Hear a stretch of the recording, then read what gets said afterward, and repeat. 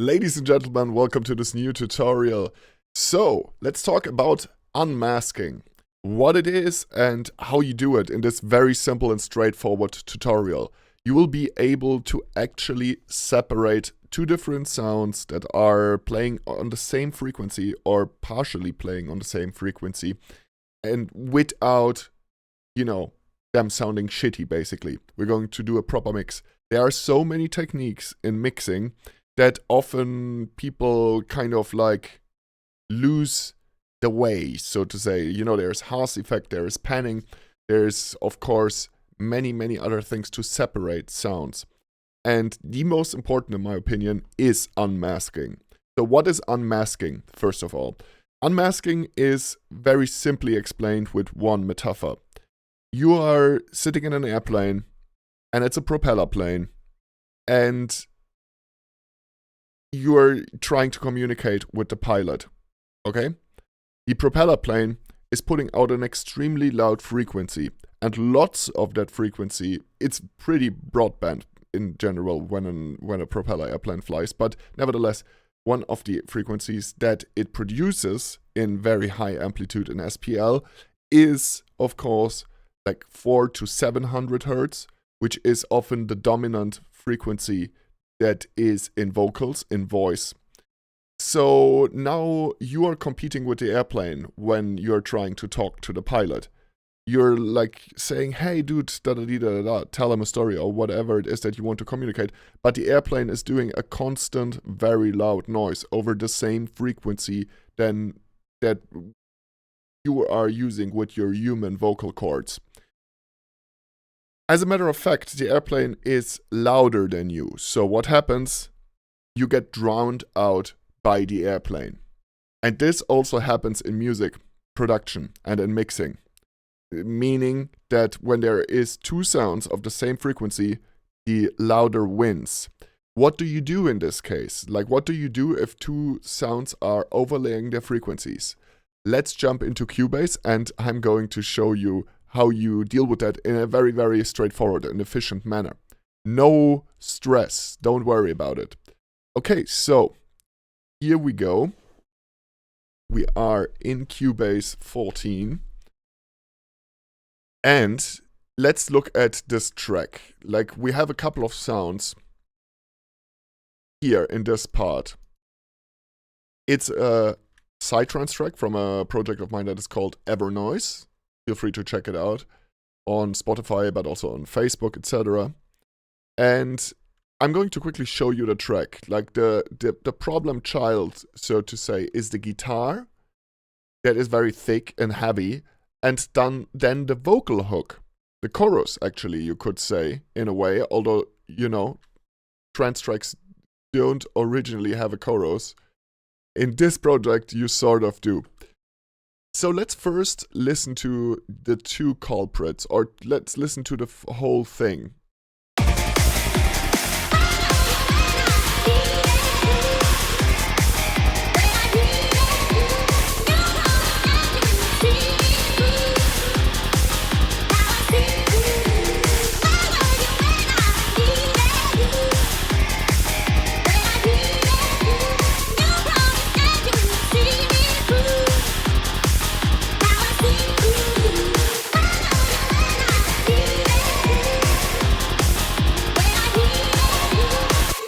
And now we're coming to the actual really important part here. I'm going to quickly sit a little bit better over here. Always take care of your posture, guys. It's very important. So, this is the guitar bass, okay? And you can already see what I did here. I'm going to bypass that just for now so that we can go through it together. Again, what are the culprits? The culprits is this one. I think even this one. Exactly. Those are the guitar sounds. Let's take a little loop over here.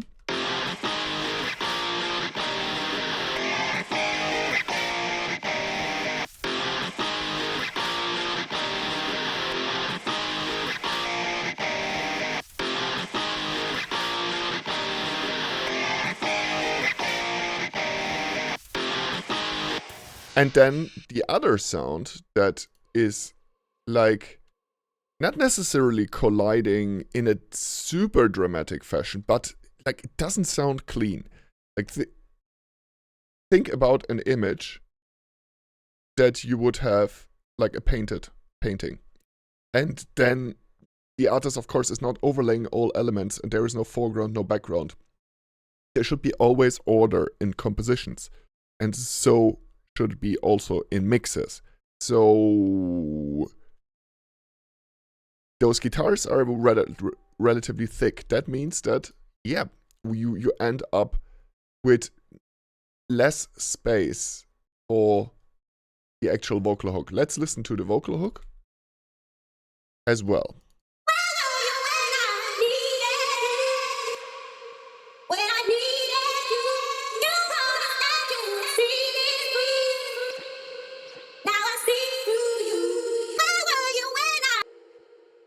So you have two elements that want to stay in the front and two elements that also carry a lot of frequency in the 500 Hertz region around. Let's have a look at this frequency now on the analyzer here. Like, this is just the built-in analyzer.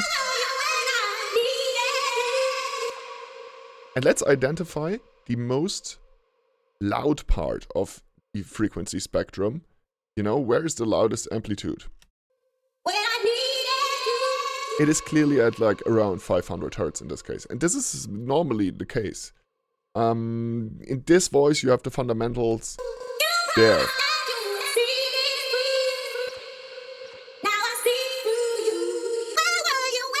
And also a little bit around 1 to 2 kilohertz, there is something important. But we're going to first okay, let's focus on the usual voice range, which is just about here, guys. So this is very important, because when you want to demask, then you want to basically take out parts of the frequencies here in those sounds to make space for this. But so you need to know where is the fundamental, where is the most important part in this.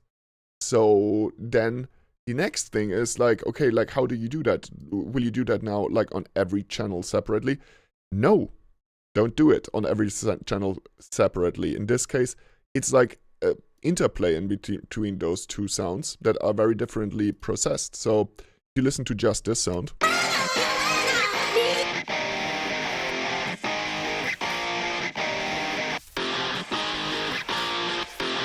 It sounds very different, of course.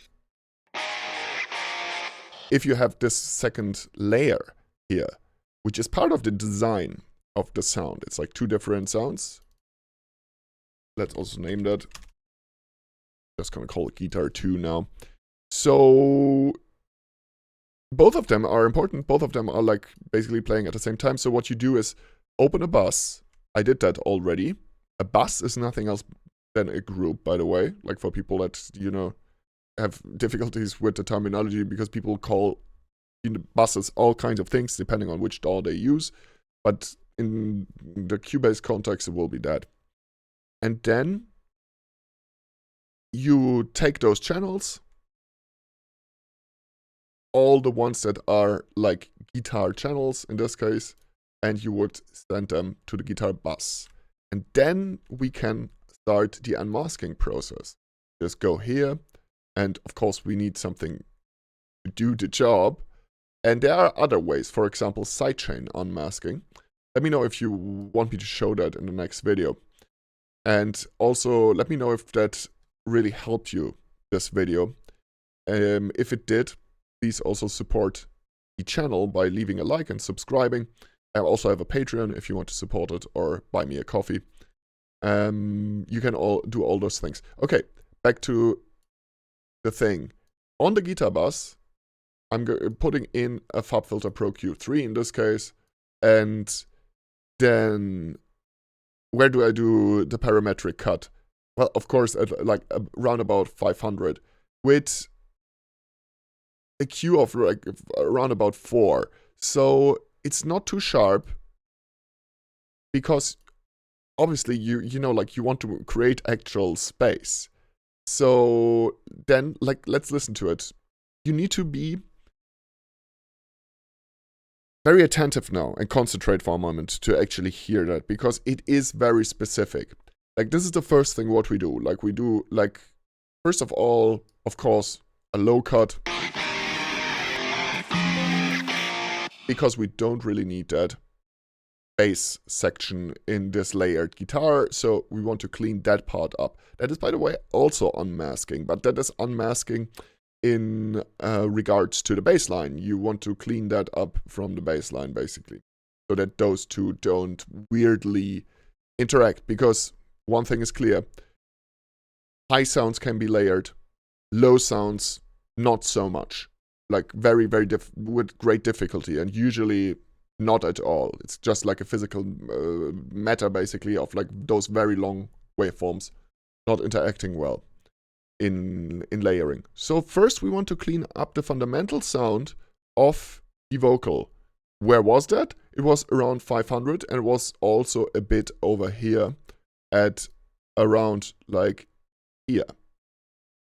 So this is the second thing that we are going to check. So first of all, let's listen to it.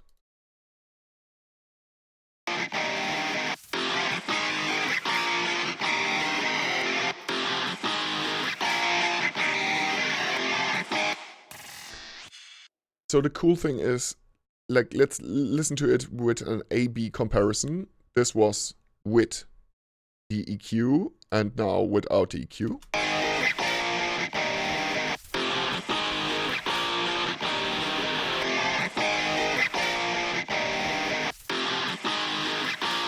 And this is with the EQ.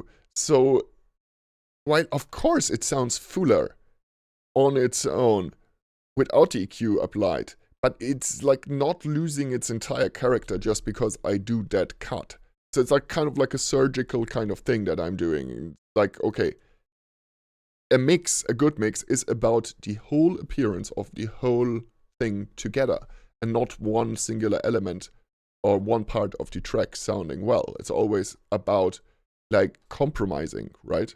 Like of course, certain elements, they would sound fatter if they would be louder and standing, for example, in the middle of the mix, but ultimately that's not where they should be in the track. They should be at the side and a little bit less loud, because other parts are taking the main role in this part. Now let's listen to it.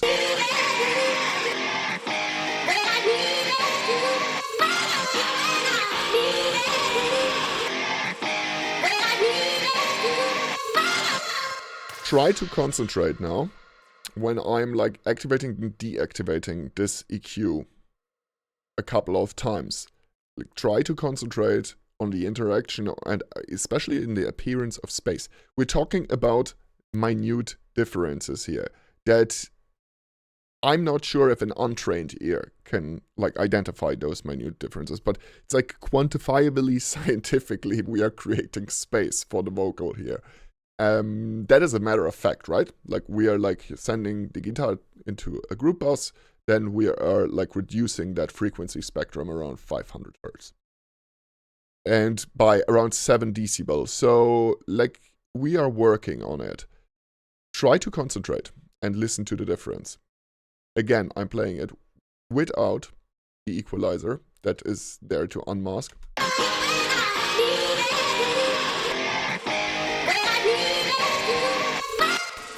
And now I'm playing the same part again with the equalizer enabled.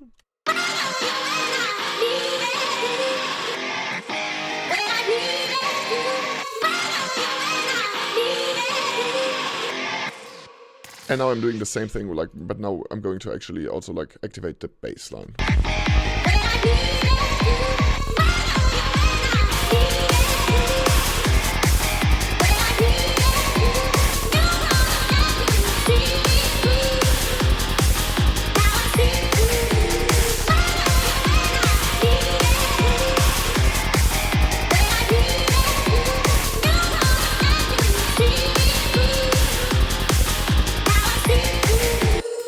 Okay, now we created space there. The next thing that we also can do is go about here, around like here, I'd say.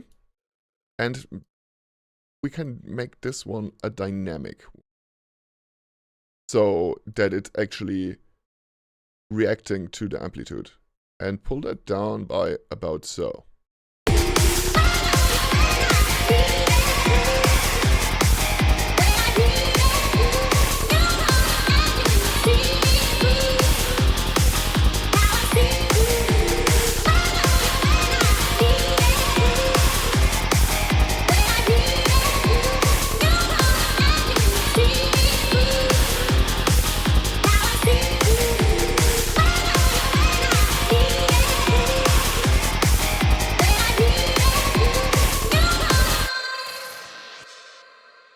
So it sounds even more controlled, and since this is also a part of the voice that is quite important for the articulation and like how we perceive the thing, it is that. By the way, I think this should go here if I'm not completely mistaken. Great. Guys, I really hope that you enjoyed this video. If you did, feel free to leave a like, as I said before, and subscribe to the channel. And leave a comment what you want to see next. Would you like to see more unmasking techniques, unmixing techniques, or a little bit of synthesis maybe? Let me know if it helped you, etc. Or just like pump in some emoji down. Even that will help the algorithm to push this video a little bit, to get more producers understanding the art of mixing as well a little bit. Because we have a website, so you can also check that out. There's a lot of content there for free, but we also have some courses and consultation services, mastering services, and more. So check out audionerdz.net. Again, that's www.audionerdz.net. Keep on shining, and I see you guys in the next video.